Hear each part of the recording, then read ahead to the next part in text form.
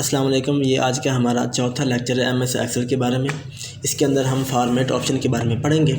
वो कहता है कि एमएस एक्सेल के फॉर्मेट मेन्यू में सेल, रो, कॉलम और शीट में ज़रूरत के मुताबिक तब्दीलियाँ करने की सहूलियत मौजूद है। ये हम ऊपर देखें ना, यहाँ पर फॉर्मेट का ऑप्शन है। ठीक है, इसके अंदर मुकम्मल काफ़ी सारी चीज़ें हैं जिससे हम तब्दीली कर सकते हैं। ठीक है, इसके अलावा सेलों के अंदर तहरीर को खूबसूरत बनाने और रो की ऊंचाई, कॉलमों की चौड़ाई में कमी और बेशी करने और शीट पर कोई तस्वीर लगाने की सहूलत भी मौजूद के अंदर है। ठीक है, आगे सबसे पहले फॉर्मेट सेल्स। इसकी मदद सेल में मौजूद लिखाई, रकम, डेट या टाइम वगैरह को साइज़, कलर या स्टाइल वगैरह दिया जा सकता है। इसकी ऑप्शन दर्ज झैल है। नंबर टैब, फॉर्मेट के ऑप्शन पे जाएं। ये लास्ट में देखें फॉर्मेट सेल। सेल में जाएं तो सबसे पहले क्या है, नंबर आता है। ठीक है, नंबर में क्या है, सबसे पहले जनरल है number, currency, accounting, date, time, percentage, fraction, scientific, text, special और कस्टम, ये ऑप्शन दिए गए हैं। इससे हम क्या करते हैं, ये आगे पढ़ते हैं। सबसे पहले हमारे पास क्या है, जनरल। जनरल में क्या होता है कि पहले जो चीज़ हमने लिखी हुई है उसमें पहले से मौजूद फार्मेशन को हम नॉर्मल कर सकते हैं। ये हम आगे जाके पढ़ेंगे। उसके बाद है नंबर।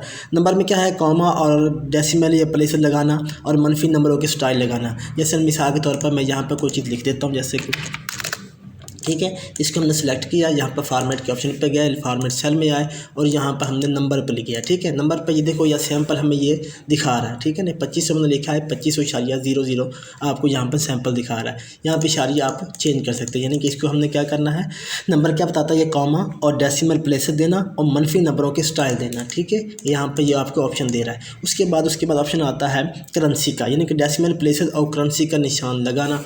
यहाँ पर है करेंसी के निशान में ये देखो, ये पाकिस्तान की करेंसी के साथ क्या आ गया, RS आ गया। ये अगर आप यहाँ पे चेंज करना चाहते हैं तो यहाँ पर ऑप्शन पे जाएं, सिंबल पे यहाँ देखें काफ़ी सारे करेंसी, मुल्क की करेंसी दी गई हैं जिसमें आप चेंजिंग कर सकते हैं। जैसे कि ये हमारे पास इंग्लिश ऑस्ट्रेलिया, इसके साथ क्या आ जाएगा, डॉलर आ जाएगा। ठीक है, उसके बाद आप किसी भी मुल्क के साथ उसकी करेंसी लगा सकते हैं। जैसे कि हमारे पास चाइनीज़ है तो साथ क्या आ गया, Y लिखा हुआ आ गया। ठीक है, उसके बाद हम क्या करते हैं, अकाउंटिंग में जाते हैं। अकाउंटिंग में क्या होता है कि डेसिमल प्लेस और करेंसी का निशान लगाना, वो दोनों सेम टू सेम है। ठीक है, करेंसी और अकाउंटिंग ये दोनों सेम है।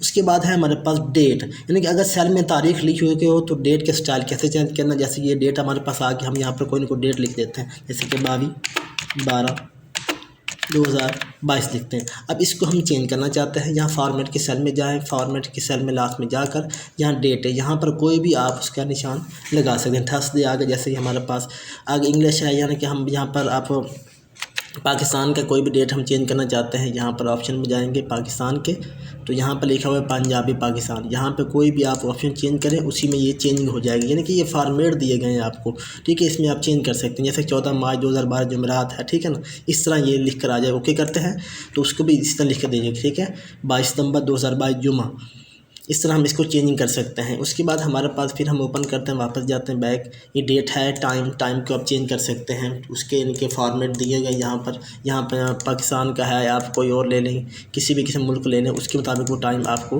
फॉर्मेट बना कर दे देगा। उसके बाद परसेंटेज है, 7% के निशान लगाना है, वो आपको बता देगा। उसके बाद फ्रिक्शन आता है, यानी कि फ्रिक्शन करने से इन सेल में कसर वाली रकम तहरीर की जा सकती है। मतलब 4/5 ये लिखा जा सकता है, 21/25 लिखा जा सकता है। उसके बाद साइंटिफिक में आ जाता है। साइंटिफिक में क्या होता है कि रकमों को साइंटिफिक अंदाज में लिखना। मसलन अगर 45,000 लिखा हुआ है या फिर कोई भी चीज़ आप लिख रहे हैं, मिसाल के तौर पर यहाँ बैक करते हैं, यहाँ 2500 लिखा हुआ है तो फॉर्मेट सेल के नीचे जाएंगे तो साथ लिखेंगे साइंटिफिक। अब यहाँ देखें ना, अब 2500 को हमने क्या लिखना है कि जिस तरह 4/5 या 2/5 ज़रब 10 की ताकत 2 आती है, तो इस तरह हम इसको चेंजिंग कर सकते हैं। ये 2/5 ज़रब 10 की ताकत क्या आ रही है, 3 आ रही है, 2 आ रही है, इस तरह लिख सकते हैं। उसके बाद टेक्स्ट लिख सकते हैं।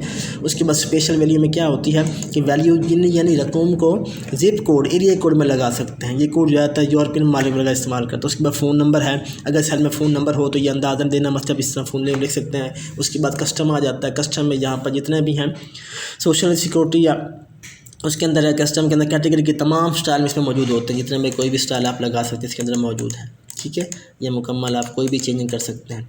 उसके बाद आपके पास आ जाता है अलाइनमेंट। अलाइनमेंट क्या होता है, अलाइनमेंट में ये चीज़ होती है जहाँ पर हम पढ़ भी लेते हैं अलाइनमेंट के बारे में आपको। उसके बाद हमारे पास अलाइनमेंट का ऑप्शन है। अलाइनमेंट ऑप्शन के अंदर आप यहाँ पर हम पढ़ सकते हैं, यहाँ लिखा हुआ है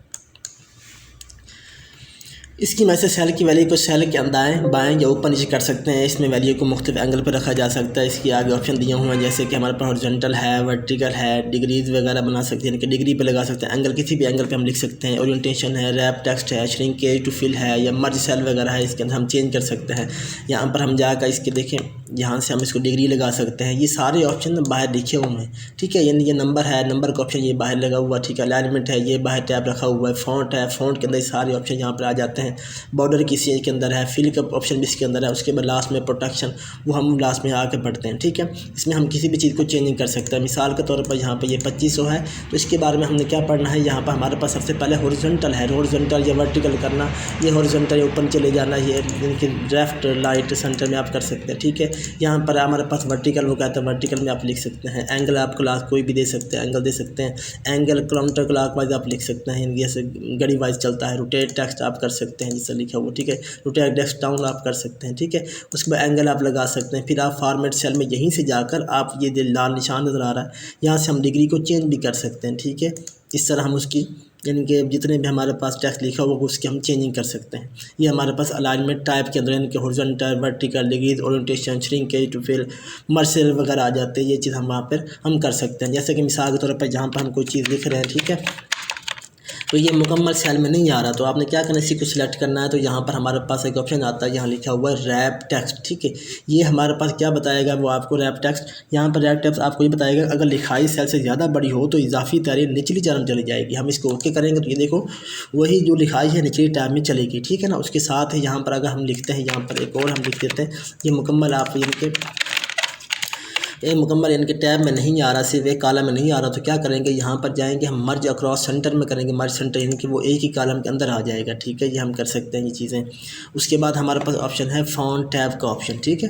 फ़ॉन्ट टैब का ऑप्शन वही फॉर्मेट में जाएंगे, फॉर्मेट सेल में आएंगे तो हमारे पास ये लास्ट में लिखा हुआ आगे तीसरे नंबर पर है फ़ॉन्ट टैब, ठीक है। इसमें फ़ॉन्ट की हम साइज़ चेंज कर सकते हैं, इसका फ़ॉन्ट चेंज कर सकते हैं, फ़ॉन्ट स्टाइल चेंज कर सकते हैं, कलर दे सकते हैं। जैसे कि हमारे पास सैम्पल यानी लास्ट में दिया हुआ सैम्पल, ठीक है, प्रीव्यू हम यहाँ पर पढ़ते हैं। हमारे पास फ़ॉन्ट टैब का लिखो कहता है कि इसमें तहरीर को स्टाइल, साइज़ और कलर वगैरह लगाए जाते हैं। जिस सेल में फ़ॉन्ट अप्लाई करना हो उनको ब्लॉक बनाकर सिलेक्ट कर लें। जैसे कि हमारे पास सबसे पहले फ़ॉन्ट है, हमारे पास ये फ़ॉन्ट है, फ़ॉन्ट कोई भी साइज़ आपको बता रहा है, ठीक है। साथ ये प्रीव्यू में आपको बताता जा रहा है कि कौन सी चेंजिंग होती जा रही है। यहाँ पर आप किसी भी किस्म की चेंजिंग कर सकते हैं, ठीक है। ये फ़ॉन्ट दिखे हुए कि मुख्तलिफ उसकी अक़साम है फ़ॉन्ट की। उसके बाद फ़ॉन्ट का स्टाइल चेंज कर सकते हैं। यहाँ पर आकर रेगुलर, इटैलिक कर सकते हैं, बोल्ड कर सकते हैं, और बोल्ड इटैलिक कर सकते हैं। जैसे बोल्ड हम कर देते हैं। उसके बाद साइज़ आ जाता है, साइज़ हम आप कोई भी दे सकते हैं। यहाँ पर 22 है, 24 है, 18 यहाँ साइज़ दे सकते हैं, 16 कर सकते हैं। उसके बाद अंडरलाइन है नीचे लास्ट में दिया हुआ, ठीक है ना। ये देखें यहाँ अंडरलाइन दिया हुआ, सिंगल लाइन नीचे इसके नीचे लगा सकते हैं आप।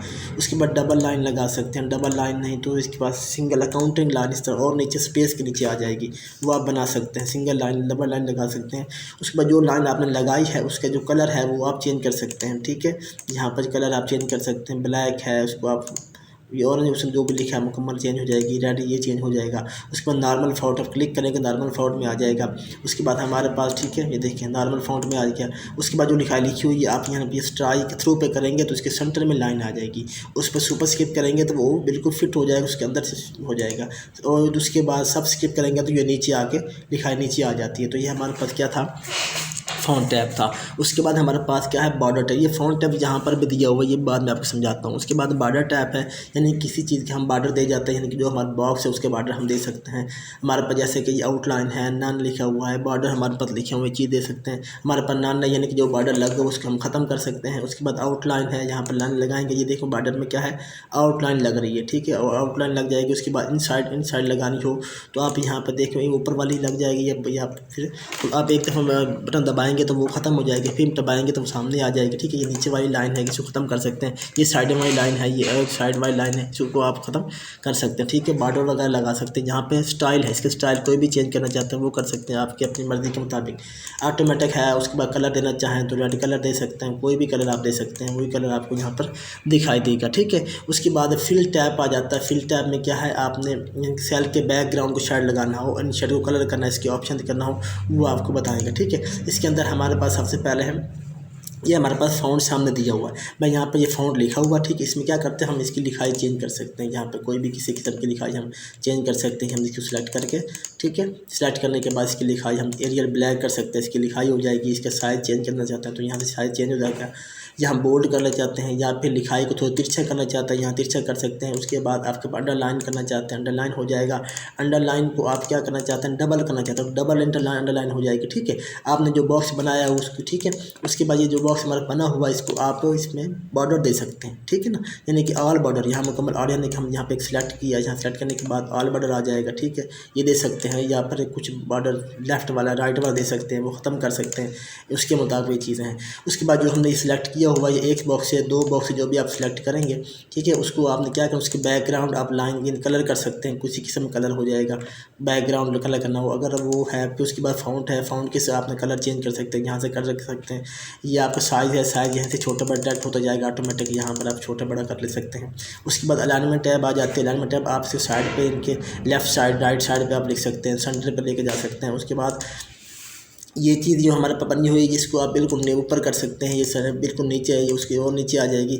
उसके बाद ये पहले मैं आपको एंगल वगैरह समझा चुका हूँ। आप एंगल क्लॉकवाइज करते हैं, जिस तरह मर्जी आप कर सकते हैं, clockwise angle, clockwise vertical, rotate tax या रोटेट आपने करना। फिर जहाँ कलेक्ट करेंगे तो डायरेक्ट आप वहीं पर अलाइनमेंट टैब में जाके ओपन हो जाएंगे।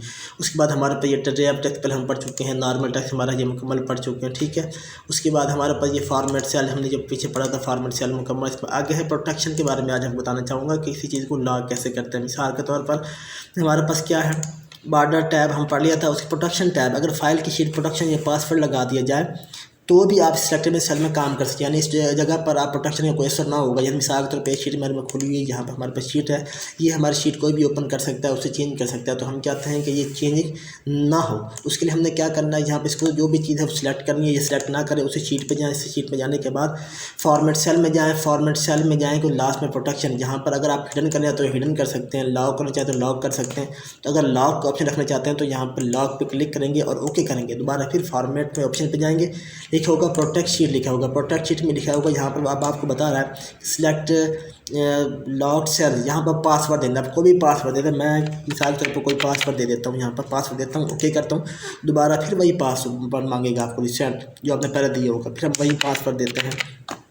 तो मैं ओके कर देता हूँ, ओके करूँगा। अब यहाँ पर देखो मैं किसी चीज़ की चेंज नहीं कर देता, वो आगे लिखा आ रहा है कि माइक the cell or chart you are trying to change is no protect sheet लगी हुई है, ठीक है, आप नहीं कर सकते।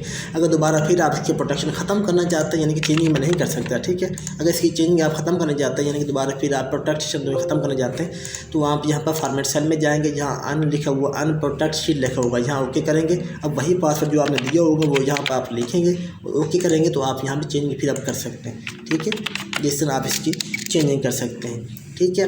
और आज मैं आपको यहाँ पे हमने सबसे पहले क्या पढ़ा, फॉर्मेट का ऑप्शन पढ़ा था। फॉर्मेट में सेल आते हैं, उसके अंदर नंबर टैब में आगे उसके ऑप्शन आ रहे हैं वो पढ़े थे। अलाइनमेंट टैब पढ़ी थी, फॉन्ट टैब पढ़ा था, फुल टैब और प्रोटेक्शन टैब के बारे में आज हमने पढ़ा, जिसमें लॉक था, हिडन था, ये चीज़ें हमने सारी पढ़ी थी। उम्मीद है आज के लेक्चर की आपको समझ आएगी। इंशाल्लाह हम हाज़िर होते हैं नेक्स्ट वीडियो के साथ। अल्लाह हाफ़िज़।